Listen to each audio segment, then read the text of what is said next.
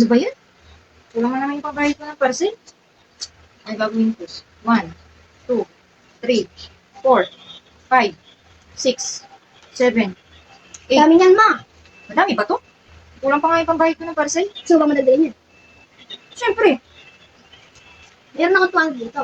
1, 2. Maglalagay ka rin ng 200 dito. Ano ito maglalagay dyan? Ayaw mo bang madadalhin yan? Siyempre, gusto ko. Maglalagay. 1, 2. So, ngayon, bilhin mo yan ngayon na 300. Ano bibili ko 300? Kasi, ayaw mo ba yung sobrang price? 1, 2, 3.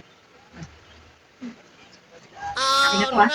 Diba? Magdala tayo pareha sa akin. Magdala sa akin 100. Sa'yo, magdala 100. 1, 2, 3, 4. Oo nga no. Galing nga. Kompleto na yung pambayad ko ngayon. Sige na, ma. Ayos, ah. Alis na ako. 1, 2, 3, 4, 5, 6. Tulong ah.